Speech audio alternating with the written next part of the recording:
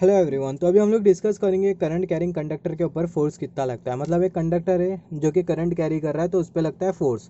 और वो फोर्स क्यों लगता है वो हमें मालूम है। लॉरेंट्ज प्रिंसिपल के हिसाब से अगर कंडक्टर में से करंट फ्लो हो रहा है और करंट के फ्लो का डायरेक्शन और मैग्नेटिक फील्ड का डायरेक्शन अगर एक दूसरे के साथ परपेंडिकुलर होता है तो उस केस में जो कंडक्टर होगा उस पर फोर्स लगेगा, क्योंकि चार्ज पे फोर्स लगेगा। अगर चार्ज पे फोर्स लगेगा तो जो कंडक्टर होगा उस पर फोर्स लगेगा। तो अगर एक करंट कैरिंग कंडक्टर है, मतलब एक कंडक्टर है जो कि करंट कैरी कर रहा है, तो उस पर फोर्स कितना लगता है उसके बारे में हम लोग डिस्कस करेंगे। हमें इतना तो मालूम है कि फोर्स लगता है, मगर फोर्स कितना लगेगा उसके बारे में हम लोग डिस्कस करेंगे। तो यहाँ पर हम लोग सबसे पहला कंसीडर कर लेते हैं, ये है मैग्नेटिक फील्ड। ये जो ग्रीन लाइन से वो इंडिकेट कर रही है मैग्नेटिक फील्ड। और ये हमने कंसीडर किया है कंडक्टर। और ये जो कंडक्टर के अगर डायमेंशन के बारे में कंसीडर करें तो जो कंडक्टर की जो लेंथ है वो है एल। और ये जो क्रॉस सेक्शनल एरिया उसको हम लोग मान लेते हैं ए। और ये जो कंडक्टर है इसमें फ्लो हो रहा है आई करंट। तो करंट का डायरेक्शन कुछ इस तरफ है, मतलब लेफ्ट हैंड साइड से राइट हैंड साइड की तरफ है। तो जो चार्ज के फ्लो का जो डायरेक्शन होगा राइट हैंड साइड से लेफ्ट हैंड साइड की तरफ होगा। जैसे कि हमें मालूम है जो चार्ज के जो फ्लो का जो डायरेक्शन होता है वो हमेशा अपोजिट डायरेक्शन में होता है करंट के। तो यहाँ पर अगर हम लोग देखें कन्वेंशनल करंट का डायरेक्शन, नॉन कन्वेंशनल करंट का डायरेक्शन। तो ये जो चार्ज है, चार्ज पे लगेगा फोर्स, जिसकी वजह से पूरे कंडक्टर पे लगने वाला है फोर्स। तो जो इक्वेशन हम लोग जो ड्राइव करेंगे, ये जो कंडक्टर पे करंट कैरिंग कंडक्टर पे कितना फोर्स लगता है, ये इक्वेशन बहुत यूजफुल होने वाला है। क्योंकि अगर हम लोग आगे जितने भी जो कॉन्सेप्ट देखें, मूविंग कॉइल गैल्वेनोमीटर, फिर उसके बाद अगर हम लोग एक रेक्टेंगुलर लूप पर कितना फोर्स लगता है, तो उसके लिए हम लोग ये सभी इक्वेशन, ये जो इक्वेशन हम लोग जो ड्राइव करेंगे force on current carrying conductor, वही हम लोग यूज़ करने वाले वो सब कॉन्सेप्ट के लिए। मतलब गैल्वेनोमीटर पे, गैल्वेनोमीटर के लिए भी। और करंट कैरिंग कंडक्टर, एक रेक्टेंगुलर लूप में करंट कैरिंग कंडक्टर है तो उस पर टॉर्क कितना लगेगा उसके लिए भी हम लोग वो इक्वेशन को यूज़ करेंगे, जो कि हम लोग यहाँ भी ड्राइव करेंगे। तो यहाँ पर अगर हम लोग देखें, ये यहाँ पे हमने मान लिया ये है चार्ज, चार्ज के फ्लो का डायरेक्शन जो कि अपोजिट है करंट के फ्लो के डायरेक्शन के। तो अभी हम लोग थोड़ा बहुत लॉरेंस फोर्स के बारे में डिस्कस कर लेते हैं, फिर उसके बाद हम लोग हमारा टॉपिक स्टार्ट करेंगे। तो लॉरेंस फोर्स के हिसाब से जैसे कि हमें मालूम है, अगर चार्ज अगर मैग्नेटिक फील्ड और इलेक्ट्रिक फील्ड में रहता है और चार्ज की वेलोसिटी का डायरेक्शन अगर मैग्नेटिक फील्ड के साथ परपेंडिकुलर होता है तो उस केस में चार्ज पे लगता है फोर्स, जिसको हम लोग बोलते हैं लॉरेंस फोर्स। और वो जो फोर्स का जो वेक्टर फॉर्म होता है उसको हम लोग कुछ इस तरीके से रिप्रेजेंट करते हैं, F vector is equal to Q velocity vector cross B vector. और उसका जो मैग्नीट्यूड होता है उसको हम लोग कुछ इस तरीके से रिप्रेजेंट करते हैं, क्यू वी बी। ऐसा क्यों? अगर हम लोग ये वेलोसिटी वेक्टर और मैग्नेटिक फील्ड का अगर क्रॉस प्रोडक्ट फाइंड आउट करें, मैग्नेटिक फील्ड वेक्टर का अगर क्रॉस प्रोडक्ट फाइंड आउट करें, तो हमें दोनों का मैग्नीट्यूड कंसीडर करते हुए दोनों के बीच का साइन ऑफ एंगल कंसीडर करना होगा। तो यहाँ पर अगर हम लोग देखें, यहाँ पर हमने कंसीडर किया है चार्ज, यहाँ पर हम लोग जो लॉरेंट्ज फोर्स है उसका स्केलर फॉर्म कंसीडर कर रहे हैं, जिसमें हम लोग फोर्स के मैग्नीट्यूड के बारे में डिस्कस कर रहे हैं। तो ये फोर्स का मैग्नीट्यूड, ये है चार्ज का मैग्नीट्यूड, वेलोसिटी का मैग्नीट्यूड, मैग्नेटिक फील्ड, और ये साइन ऑफ थीटा। तो यहाँ पर अगर हम लोग देखें हमारे फिगर में देखें, अगर हम लोग देखें चार्ज के फ्लो का जो चार्ज के जो फ्लो का डायरेक्शन है और मैग्नेटिक फील्ड का डायरेक्शन, ये हमने कंसीडर किया मैग्नेटिक फील्ड का डायरेक्शन, और ये है चार्ज के फ्लो का डायरेक्शन। तो अगर हम लोग देखें मैग्नेटिक फील्ड का डायरेक्शन और चार्ज के फ्लो का डायरेक्शन दोनों एक दूसरे के साथ 90 डिग्री का एंगल बना रहे हैं। मैग्नेटिक फील्ड का डायरेक्शन, चार्ज के फ्लो का डायरेक्शन दोनों एक दूसरे के साथ 90 डिग्री का एंगल बना रहे हैं। तो यहाँ पर अगर हम लोग देखें तो जो टीटा होगा वो होगा 90 डिग्री का, जो टीटा होगा वो होगा 90 डिग्री का। तो टीटा 90 डिग्री होता है, वो होता है 1। तो यहाँ पर अगर हम लोग देखें जो फोर्स का जो मैग्नीट्यूड होगा वो होगा क्यू वी बी। तो मैग्नीट्यूड फॉर्म हमें ये इंडिकेट करता है कि जो चार्ज पे जो फोर्स लगेगा वो डिपेंड करेगा कि चार्ज का मैग्नीट्यूड कितना है, 2 कूलम, 3 कूलम, 4 कूलम, वेलोसिटी कितनी है, और मैग्नेटिक फील्ड की स्ट्रेंथ कितनी है। यहाँ पर अगर हम लोग देखें जो हमें मालूम है जो वेक्टर फॉर्म है वो कुछ इस तरीके का है। वेक्टर फॉर्म हमें इंडिकेट करता है डायरेक्शन। तो चार्ज पे जो फोर्स लग रहा है उसका डायरेक्शन कैसा होगा। यहाँ पर हम लोग जो चार्ज कंसीडर कर रहे हैं वो है नेगेटिव चार्ज, मतलब इलेक्ट्रॉन हम लोग कंसीडर कर रहे हैं। और जो फ्लेमिंग लेफ्ट हैंड रूल है वो पॉजिटिव चार्ज के लिए एप्लीकेबल होता है, मगर यहाँ पर भी अगर हम लोग फ्लेमिंग लेफ्ट हैंड रूल अगर अप्लाई करते हैं तो जो हमें जो फोर्स का जो डायरेक्शन मिलेगा उसके अपोजिट डायरेक्शन में हम लोग फोर्स कंसीडर करेंगे, क्योंकि यहाँ पर नेगेटिव चार्ज हम लोग एज्यूम कर रहे हैं। नेगेटिव चार्ज के लिए हम लोग Fleming left hand rule apply कर रहे हैं। तो यहाँ पर अगर हम लोग देखें मैग्नेटिक फील्ड के डायरेक्शन में हमें 4 फिंगर को अलाइन करना होगा। जो करंट चार्ज का फ्लो का जो डायरेक्शन है वहाँ पे हमें मिडल फिंगर को अलाइन करना होगा। यहाँ पर मिडल फिंगर कुछ इस तरीके से अलाइन होगी, और जो मैग्नेटिक फील्ड की जो डायरेक्शन होगी वो इंडिकेट करेगी 4 फिंगर, तो 4 फिंगर को कुछ इस तरीके से अलाइन करेंगे। तो जो फोर्स का जो डायरेक्शन मिलेगा वो अंदर के तरफ मिलेगा, मगर हम लोग यहाँ पर नेगेटिव चार्ज कंसीडर कर रहे हैं तो फोर्स का डायरेक्शन हम लोग अपोजिट करेंगे, कंसीडर करेंगे। तो जो फोर्स का जो डायरेक्शन होगा वो बाहर की तरफ होगा। तो जो फोर्स का जो डायरेक्शन होगा वो बाहर की तरफ होगा, और जो फोर्स जो एक्ट करेगा वो डिपेंड करेगा चार्ज का मैग्नीट्यूड, वेलोसिटी का मैग्नीट्यूड और मैग्नेटिक फील्ड की स्ट्रेंथ के ऊपर।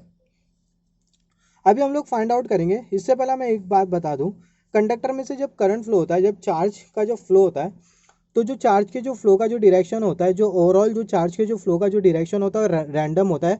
मतलब जितने भी जो चार्ज का जो फ्लो का जो डायरेक्शन होता है वो रैंडम होता है, अगर हम लोग देखें कंडक्टर में से करंट फ्लो करे तो। मगर ओवरऑल जो चार्ज का जो फ्लो होता है वो ड्रिफ्ट वेलोसिटी के डायरेक्शन में होता है। मतलब अगर एक कंडक्टर में करंट फ्लो होता है वो रैंडम डायरेक्शन में होता है, मगर अगर हम लोग एवरेज अगर चार्ज के फ्लो को कंसिडर करें या फिर जो ओवरऑल अगर जो चार्ज का फ्लो कंसिडर करें तो वो ड्रिफ्ट वेलोसिटी के डायरेक्शन में होता है।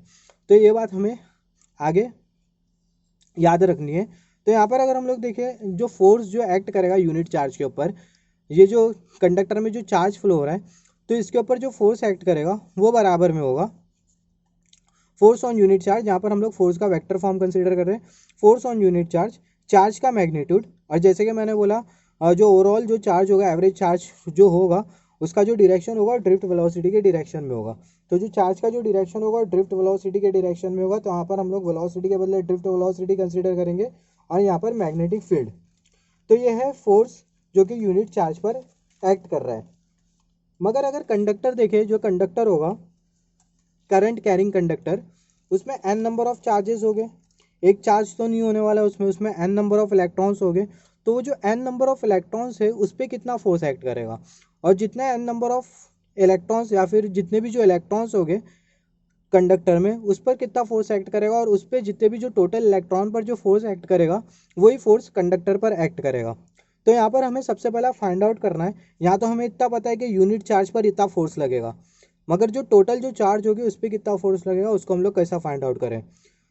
तो पहले हमें number of charge find out करने के लिए हमें फाइंड आउट करना होगा कि जो चार्ज या फिर जो इलेक्ट्रॉन है वो पर यूनिट वॉल्यूम में कितने, और फिर जो कंडक्टर है उसका वॉल्यूम कितना है। तो हमें मिल जाएगा टोटल चार्ज। क्योंकि अगर हम लोग देखें जो इलेक्ट्रॉन पर यूनिट वॉल्यूम में अगर उसको अगर हम लोग मल्टीप्लाई कर दें टोटल के पूरे कंडक्टर के पूरे वॉल्यूम के साथ, तो हमें मिल जाएगा टोटल चार्ज। तो यहाँ पर अगर हम लोग देखें जो नंबर ऑफ चार्ज होगा वो डिपेंड करेगा कि इलेक्ट्रॉन कितना है पर यूनिट वॉल्यूम में। तो हम लोग मान लेते हैं जो इलेक्ट्रॉन है पर यूनिट वॉल्यूम पे वो है एन, और हम लोग मान लेते हैं जैसे कि मैंने बोला जो कंडक्टर का जो डायमेंशन है लेंथ है एल, और जो क्रॉस सेक्शनल एरिया है वो है ए। तो जो कंडक्टर का जो वॉल्यूम है वो है ए एल। तो यहाँ पर जो टोटल जो चार्ज होगा कंडक्टर में, या फिर जो टोटल जो इलेक्ट्रॉन हो गए वो हो गए पर यूनिट वॉल्यूम, और जो वॉल्यूम है कंडक्टर का उसके बराबर में, तो जो टोटल चार्ज होगा वो होगा एन ए एल। अभी जो टोटल जो फोर्स एक्ट करेगा, जो टोटल जो चार्ज है उस पर जो फोर्स एक्ट करेगा वो डिपेंड करेगा कि एक यूनिट चार्ज पर कितना फोर्स एक्ट कर रहा है और टोटल कितने चार्ज है। तो हमें मालूम है टोटल चार्ज जो है वो है एन ए एल। तो अगर हम लोग देखें, और हमें ये भी मालूम है जो यूनिट चार्ज है उस पर जो फोर्स एक्ट कर रहा है वो है minus C drift velocity vector cross magnetic field vector. ये जो माइनस सी है वो इंडिकेट कर रहा है चार्ज का मैग्नीट्यूड। तो जो टोटल फोर्स होगा, मतलब जो चार्ज पे जो ओवरऑल जो चार्ज होगी उस पर जो फोर्स एक्ट करेगा वो डिपेंड करेगा कि एक चार्ज पर कितना फोर्स लग रहा है, फोर्स ऑन यूनिट चार्ज और नंबर ऑफ चार्ज। तो यहाँ पर अगर हम लोग देखें जो फोर्स ऑन यूनिट चार्ज होगा वो होगा माइनस सी चार्ज का magnitude drift velocity vector cross magnetic field vector, और जो नंबर ऑफ चार्ज होगा वो होगा एन ए एल। यहाँ पर जो एन है वो इंडिकेट कर रहा है number of electrons per unit volume, और जो ए है वो है एरिया क्रॉस सेक्शनल एरिया, और जो एल है वो इंडिकेट कर रहा है कंडक्टर की लेंथ। तो यहाँ पर जो एन ए एल और ये जो ई है वो जितनी भी जो क्वांटिटीज़ है वो है स्केलर क्वांटिटीज़, तो इसको हम लोग साइमल्टेनियसली लिख लेंगे। तो हमें मिल जाएगा F vector is equal to minus C N A L drift velocity vector cross magnetic field vector. तो जैसे कि मैंने बोला ये जो minus E N A L ये इलेक्ट्रॉन, और ये जो एन है वो है इलेक्ट्रॉन पर यूनिट वॉल्यूम, और जो ए है वो है एरिया क्रॉस सेक्शनल एरिया, और जो एल है वो है लेंथ। तो जितने भी जो टर्म्स है वो है स्केलर टर्म, तो जितने भी जो टर्म है वो है स्केलर टर्म, और ये जो दोनों जो टर्म है वो है वेक्टर टर्म। तो हम लोग क्या करेंगे, कोई भी एक वेक्टर टर्म को हम लोग स्केलर टर्म के साथ मल्टीप्लाई कर देंगे। जब उसको हम लोग मल्टीप्लाई कर देंगे तो हमें मिल जाएगा करंट एलिमेंट। तो हम लोग देखते हैं इसको हम लोग कैसा मल्टीप्लाई करेंगे। तो यहाँ पर हमने कंसिडर किया सेम फोर्स, यहाँ पर हमने कंसिडर किया स्केलर टर्म माइनस सी इलेक्ट्रॉन का magnitude, electrons per unit volume, area, length, और ये ड्रिफ्ट वेलोसिटी को हमने ये स्केलर टर्म के साथ मल्टीप्लाई कर दिया क्रॉस मैग्नेटिक फील्ड वेक्टर। हमें मालूम है जो ड्रिफ्ट वेलोसिटी है, जो ड्रिफ्ट वेलोसिटी के बारे में हमने डिस्कस किया है, ड्रिफ्ट वेलोसिटी का जो स्केलर फॉर्म होता है वो होता है I is equal to N A E V D scalar form में जो एरो साइन होती है उसको हम लोग नहीं कंसीडर करते। तो अगर हम लोग ये जो टर्म है इसको अगर हम लोग एल के साथ अगर मल्टीप्लाई कर दे, जो ड्रिफ्ट वेलोसिटी का जो इक्वेशन है अगर इसको अगर हम लोग एल के साथ मल्टीप्लाई कर दे तो हमें कुछ इस तरीके का मिलेगा equation, I L is equal to N A E L V D. तो यहाँ पर देखिए जो आई एल है वो है करंट एलिमेंट। हमने करंट एलिमेंट के बारे में डिस्कस किया है, जो बायो सेवर्ट लॉ में बहुत अच्छी तरीके से डिस्कस किया है। जो करंट एलिमेंट होता है वो होता है एक स्केलर, एक वेक्टर क्वांटिटी होती है जिसका मैग्नीट्यूड भी होता है और जिसका डायरेक्शन भी होता है। जो डायरेक्शन होता है वो करंट की डायरेक्शन में होता है और जो मैग्नीट्यूड होता है वो डिपेंड करता है करंट का मैग्नीट्यूड और जो एलिमेंट्री लेंथ है दोनों के मैग्नीट्यूड के प्रोडक्ट के ऊपर। तो यहाँ पर जो आई एल है वो है करंट एलिमेंट। तो जो करंट एलिमेंट है उसके साथ हमें एसोसिएट करना होगा एक वेक्टर साइन। तो यहाँ पर हमने करंट एलिमेंट के साथ एसोसिएट कर दिया एक वेक्टर साइन।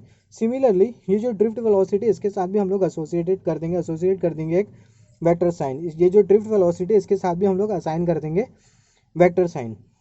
तो यहाँ पर अगर हम लोग देखें जो ड्रिफ्ट वेलोसिटी है, यहाँ पर जो करंट एलिमेंट होता है उसका जो डायरेक्शन होता है वो करंट के डायरेक्शन में होता है। और यहाँ पर अगर हम लोग देखें जो ड्रिफ्ट वेलोसिटी हो किसकी वेलोसिटी है, चार्ज की वेलोसिटी। चार्ज मतलब इलेक्ट्रॉन्स, और अगर इलेक्ट्रॉन्स की अगर हम लोग वेलोसिटी का डायरेक्शन देखें तो करंट के अपोजिट डायरेक्शन में। यहाँ पर अगर हम लोग देखें जो करंट का जो डायरेक्शन है वो लेफ्ट हैंड साइड से राइट हैंड साइड की तरफ है, और जो ये जो इलेक्ट्रॉन्स है उसका जो डायरेक्शन है वो राइट हैंड साइड से लेफ्ट हैंड साइड की तरफ है। तो यहाँ पर जो इलेक्ट्रॉन्स का जो डायरेक्शन है या फिर जो चार्ज के जो फ्लो का जो डायरेक्शन है, ड्रिफ्ट वेलोसिटी का डायरेक्शन, जो कि ये चार्ज के फ्लो इलेक्ट्रॉन्स के फ्लो के साथ एसोसिएटेड है, वो है opposite with respect to this current जो कि है कन्वेंशनल करंट आई। तो यहाँ पर ये जो ड्रिफ्ट वेलोसिटी के साथ हम लोग एसोसिएट कर देंगे माइनस साइन, क्योंकि ड्रिफ्ट वेलोसिटी चार्ज के साथ एसोसिएटेड है इलेक्ट्रॉन्स के साथ, और जो इलेक्ट्रॉन्स का फ्लो है वो अपोजिट डायरेक्शन में करंट के। तो यहाँ पर हम लोग कंसिडर करेंगे माइनस साइन। यहाँ पर अगर हम लोग ये इक्वेशन देखें, ये वाला जो इक्वेशन हम लोग यहाँ पर देखें minus E N A L drift velocity, ये जो इक्वेशन है वो सेम है ये इक्वेशन की तरह, minus N A L drift velocity. और ये जो इक्वेशन है वो आई एल के बराबर में, करंट एलिमेंट के बराबर में। तो यहाँ पर अगर हम लोग देखें ये वाला जो इक्वेशन है minus E N A L V D जो कि आई एल के बराबर में, तो यहाँ पर हम लोग सब्सटीट्यूट कर देंगे आई एल। तो अल्टीमेटली हमें मिल जाएगा force is equal to I L vector cross B vector. तो यहाँ पर अगर हम लोग देखें जो फोर्स होगा वो कुछ इस तरीके का होगा, force is equal to I L vector cross B vector, क्योंकि हमने वहाँ पर minus N A L E V D के जो वेलोसिटी वेक्टर है उसके जगह पर हमने ये जो करंट एलिमेंट है उसको सब्सटीट्यूट कर दिया है, क्योंकि ये वाला जो टर्म है वो करंट एलिमेंट के बराबर में। तो हमें कुछ इस तरीके का इक्वेशन मिलेगा। तो यहाँ पर अगर हम लोग देखें ये जो इक्वेशन है F vector is equal to I L vector cross B vector, ये बहुत इंपॉर्टेंट इक्वेशन है और यही है फोर्स जो कि एक्ट करेगा करंट कैरिंग कंडक्टर के ऊपर। तो जो इक्वेशन हमें इंडिकेट करता है कि जो फोर्स जो एक्ट करेगा करंट कैरिंग कंडक्टर के ऊपर वो डिपेंड करेगा करंट एलिमेंट और जो मैग्नेटिक फील्ड है दोनों के क्रॉस मल्टीप्लिकेशन के ऊपर या फिर क्रॉस प्रोडक्ट के ऊपर। और जब भी हम लोग आगे जितने भी जो कॉन्सेप्ट है गैल्वेनोमीटर, फिर उसके बाद कितना टॉर्क लगता है एक रेक्टेंगुलर करंट कैरिंग लूप के ऊपर, उसके लिए हम लोग यही वाला इक्वेशन यूज़ करेंगे। ये आपको अच्छी तरीके से पता होना चाहिए। एक करंट कैरिंग कंडक्टर पर जो फोर्स लगता है वो I L vector cross B vector के बराबर में होता है। अगर ये फोर्स का अगर हम लोग मैग्नीट्यूड फाइंड आउट करें, जैसे कि हमें मालूम है जो फोर्स का जो डायरेक्शन होगा वो तो हमें मालूम है जो कि बाहर की तरफ होगा। अगर इसका अगर हम लोग मैग्नीट्यूड फाइंड आउट करें, इसका जो मैग्नीट्यूड होगा उसके लिए हमें क्या कंसीडर करना होगा, ये जो करंट एलिमेंट और जो मैग्नेटिक फील्ड है दोनों का मैग्नीट्यूड और दोनों के बीच में साइन ऑफ एंगल। तो यहाँ पर जो साइन ऑफ एंगल होगा थीटा वो होगा 90 डिग्री। क्यों? क्योंकि अगर हम लोग देखें यहाँ पर अगर हम लोग देखें ऑलरेडी हमने डिस्कस किया इसके बारे में, यहाँ पर जो करंट एलिमेंट का जो डायरेक्शन है, जो करंट एलिमेंट का डायरेक्शन और मैग्नेटिक फील्ड का डायरेक्शन, यहाँ पर जो करंट जो फ्लो हो रहा है, यहाँ पर जो करंट फ्लो हो रहा है और जो करंट एलिमेंट होता है वो करंट के फ्लो के डायरेक्शन के बराबर में होता है। तो यहाँ पर करंट का डायरेक्शन और मैग्नेटिक फील्ड का डायरेक्शन दोनों 90 डिग्री का एंगल बना रहे एक दूसरे के साथ। यहाँ पर हम लोग कंप्लीटली देख सकते हैं जो करंट एलिमेंट का डायरेक्शन मैग्नेटिक फील्ड का डायरेक्शन दोनों एक दूसरे के साथ 90 डिग्री का एंगल बना रहे। तो जो साइन ऑफ थीटा होगा वो होगा 1। तो यहाँ पर अगर हम लोग देखें यहाँ पर हमें मिल जाएगा साइन ऑफ थीटा 1। तो अल्टीमेटली जो फोर्स का जो मैग्नीट्यूड होगा वो होगा आई एल बी। तो जो करंट कैरिंग कंडक्टर पर जो फोर्स एक्ट करता है उसका जो मैग्नीट्यूड होता है वो कुछ इतना होता है आई एल बी। तो ये दोनों आपको याद रखना है। करंट कैरिंग कंडक्टर पर जो फोर्स एक्ट करता है उसका वेक्टर फॉर्म कैसा होता है और उसका वेक्टर फॉर्म कैसा होता है और उसका स्केलर फॉर्म कैसा होता है, क्योंकि आगे जितने भी जो कॉन्सेप्ट है वो उस कॉन्सेप्ट में हम लोग ये जो दोनों जो इक्वेशंस है, ये जो फोर्स है उसको हम लोग यूज़ करेंगे। जैसे कि मैंने आपको बोला, बार बार बोल रहा हूँ क्योंकि अब आगे हम लोग यूज़ करने वाले हैं। Force on rectangular loop, moving coil galvanometer, तो यही है, कोई भी करंट कैरिंग कंडक्टर पर जो फोर्स एक्ट करता है उसका वेक्टर फॉर्म कैसा होता है और स्केलर फॉर्म कैसा होता है, और वो कौन कौन से फैक्टर्स के ऊपर डिपेंड करता है।